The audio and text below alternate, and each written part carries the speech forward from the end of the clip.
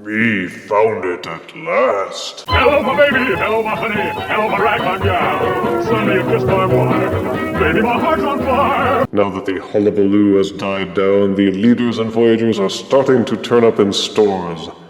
Among the most anticipated is Grimlock, the Voyager core of the new Gestalt for the Dinobots.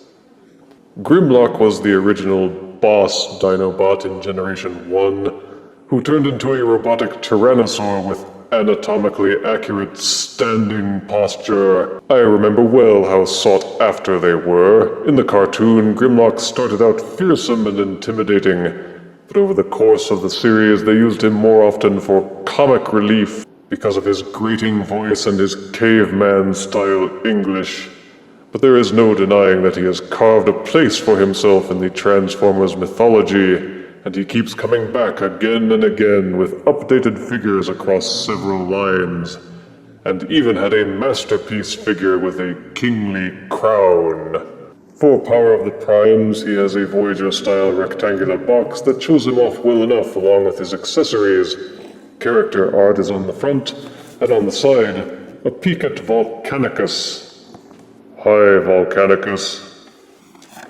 On the back we are treated to the updated diagrams showing how to interact with the Prime Master figures, uses for the Prime armor, and shots of the figure in both alt and robot modes. The bio reads simply, "How will the legendary Dinobot leader wield the power of the Primes?" So you, viewers, see what box look like. Now we open box and review figure. Out of box, Power of the Primes Voyager Grimlock comes with his instruction booklet, which, for a refreshing change of pace, is actually easy to unfold and to refold. He comes with 2 Prime armor/foot accessories, also an Enigma of Combination accessory, and a collectible trading card, which on the back says what Grimlock would be like if paired with Titan Master Onyx, channels his willpower to the spark of other bots. Meh.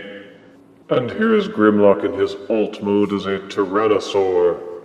They've gone for mimicking the Generation 1 appearance, even though it means defying the newer, trendier notions of how a Tyrannosaur stands and walks. First off, the good parts.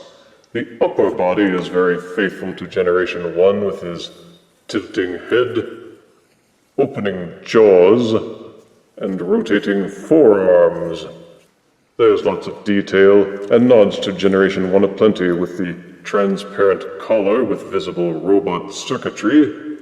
There are foil stickers on Grimlock which are nice and shiny. A trend which began with the Titans Return Voyagers, though I wish they would go back to paint, because the stickers have a tendency to peel at the edges. But below the waist, Grimlock sort of falls apart as a figure. The hind legs are way too far apart, because the lower body section is really fat, and not the good kind of funky fat. And the hind legs themselves just seem off, with the knee joints placed really high up. There is a double joint, but the way they ask you to rotate the legs, the second joint is blocked, and will not rotate backwards. You can only rotate it forwards, and that's if you want to give your Grimlock a kind of chicken leg Tyrannosaur appearance. But when you do it that way, he won't balance properly, he always falls over. If you rotate the leg so that the joint bends the opposite direction, then you can get a double-jointed knee bend out of the hind leg. But that causes problems of its own because you can't rotate the legs in any way that is pleasing or that balances right, and it exposes the combiner ports off to the side, along with the robot fists. So in spite of the fact that you can get a lot of rotation and posing out of the hind legs, they've rigged the engineering so that he only really looks good if the legs are in a sort of default Generation 1 pose. So it's best just to leave them the way the instructions direct. Also, there are the toe claws, which are these embarrassingly tiny nubs. And they have two at the front and in the back. What's up with that?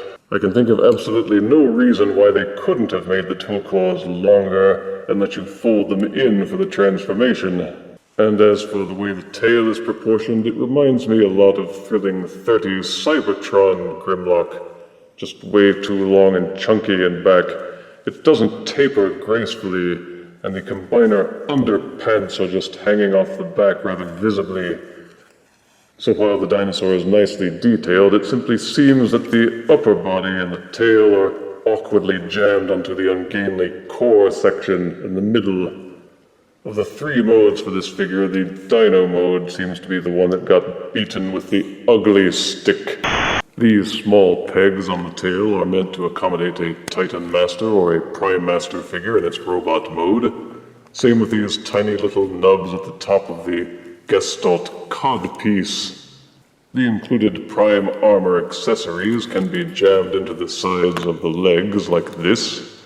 You can take the included Enigma combination accessory and jam it into this cubbyhole on the side of the prime armor. You may also do the same with any of the Prime Master or Titan Master figures in their head modes. Also, the T-Rex jaw has this indentation inside, so you can take a transformed Titan or Prime Master figure, insert it into his mouth, so that he can carry it around and gag at you. As a Tyrannosaur, Power of the Prime's Voyager Grimlock does boast some articulation. The head will tilt upwards and downwards to a fair degree, and you can also open the jaw very wide. The tiny Tyrannosaur forearms are ball-socketed. They will rotate 360 degrees and also tilt in and out. But somehow, no matter how you pose them, they always look like the claws are pointing outwards a little bit. The upper portions of the hind legs are ratchet-socketed and will rotate 360 degrees. They will also splay outwards about 45 degrees. Upper hind leg is included. The knee joint of the hind leg will bend forwards and backwards about 180 degrees, and the second leg joint will bend 90 degrees forwards or backwards depending on how you rotate the upper part of the leg. The toe claws are so small that they have no articulation. The upper body in the midsection won't twist, but unlike with Generation 1, there is actually some tail articulation. You may rotate the tail slightly downwards and also slightly upwards a bit, depending on how you want to pose him. So if you want to go for that more realistic Tyrannosaur pose, you do have the option. Transforming to robot mode is actually eerily similar to Generation 1. Split open the upper body section and fold it out, then untab the Tyrannosaur neck from this peg on the inside. When transforming, it clicks into place easily. Pop it out and fold it backwards to lie against the back. Rotate the dinosaur legs downwards a bit, then gently split apart the mid-body section. You will see these accordion hinges at the side. Rotate them upwards. You will see a small tab here and a groove here. Push those together and they will hold firmly in place. Doing so will also push these tabs near the center of the body together and hold it firmly. Fold the robot fists out from inside the forearms. Take the tip of the tail and unhook it.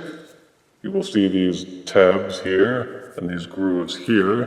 Those push together and hold in place. After that, you simply separate the tail to form the robot legs. The figure redeems itself in robot mode with much better proportions and a neater appearance.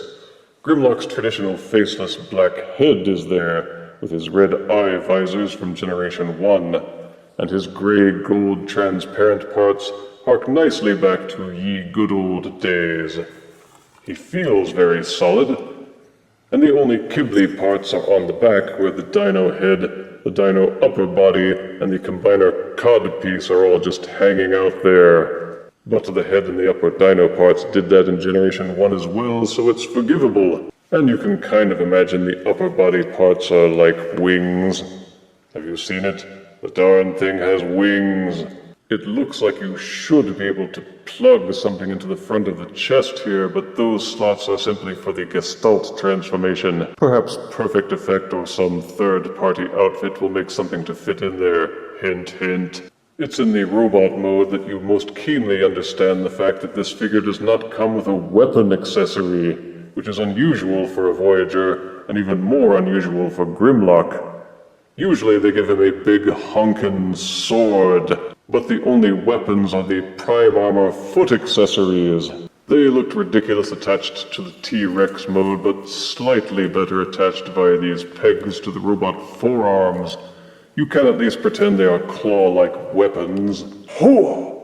Hooah! And again, you can plug Titan Masters, Prime Masters, or the Enigma accessory into any of these cubby holes. But the robot mode is much better than the dinosaur mode, and if you have a choice between the two, pick the robot.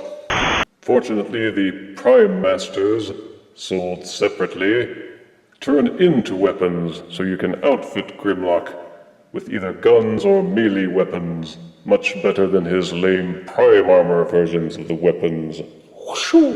Voyager Grimlock's articulation is very solid. The head will spin 360 degrees in its socket, and also waggle up and down a little. The dino hind legs serve rather well as beefy arms, and will rotate 360 degrees at the shoulders, and splay outwards 45 degrees just like the hind legs did as a dinosaur. In fact, all of the articulation for the hind legs, which was lame for the hind legs, becomes suddenly cool for the robot arms.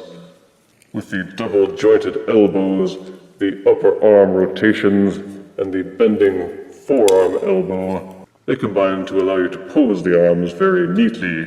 Me, Grimlock, here to pump you up. In spite of the fact that the combiner codpiece is hanging back there, you can rotate the waist 360 degrees.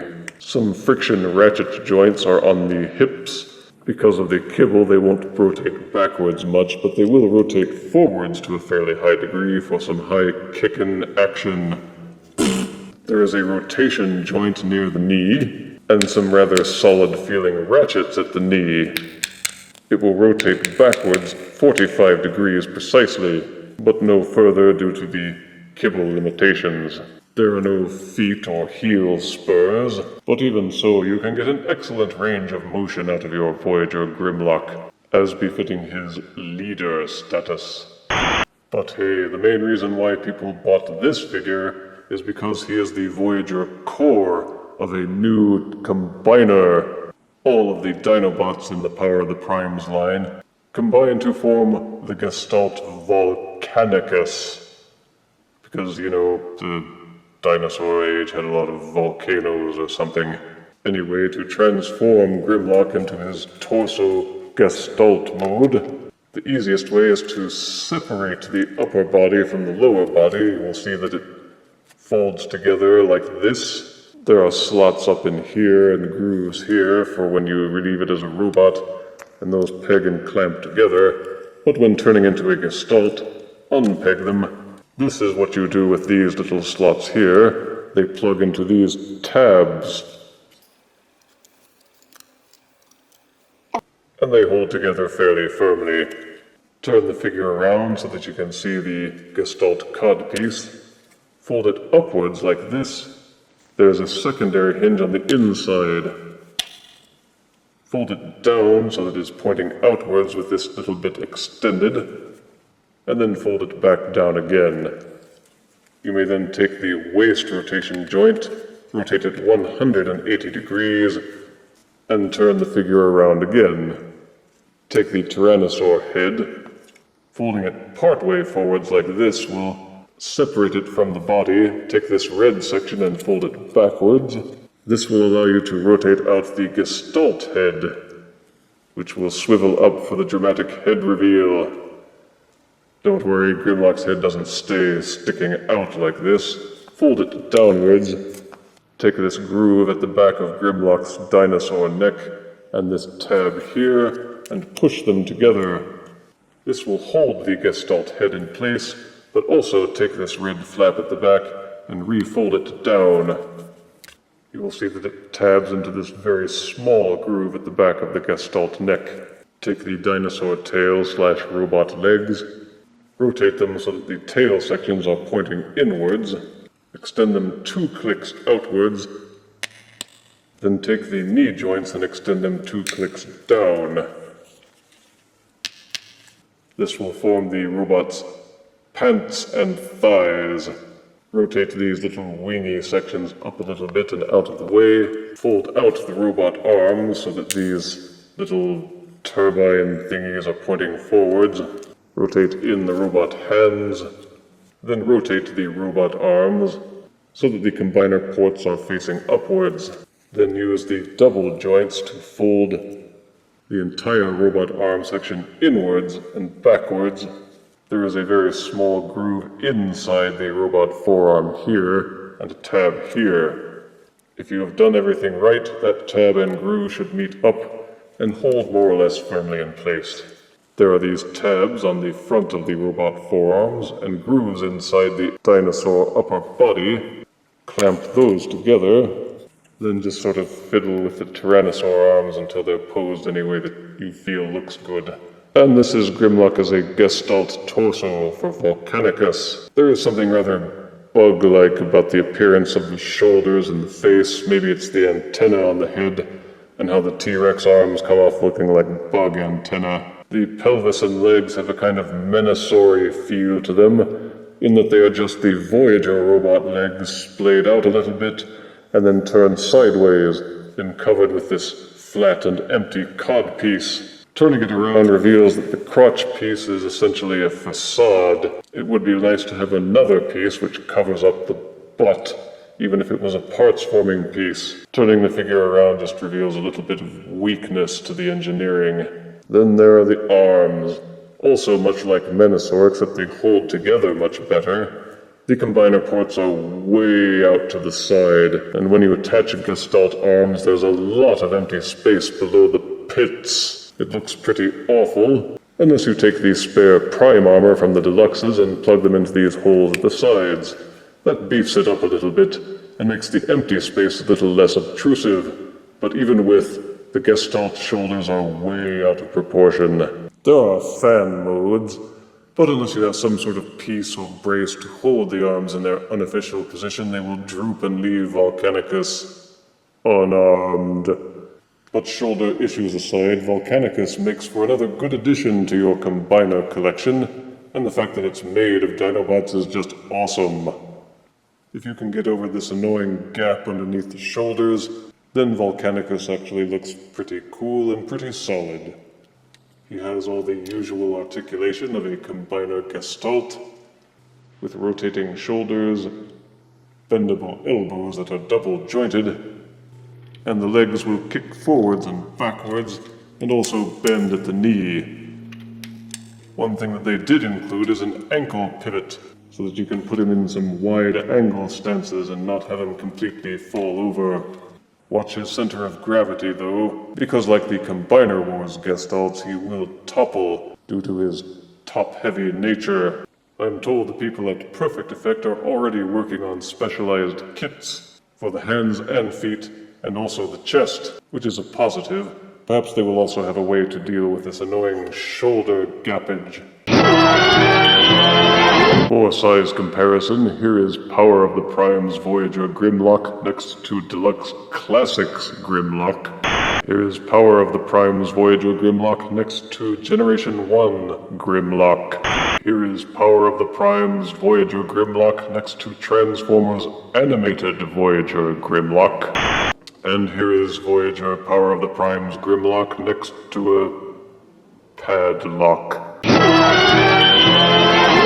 Power of the Prime's Grimlock is an essential piece for those who wish to make the Volcanicus Combiner, and Grimlock fans will not be disappointed by the robot mode.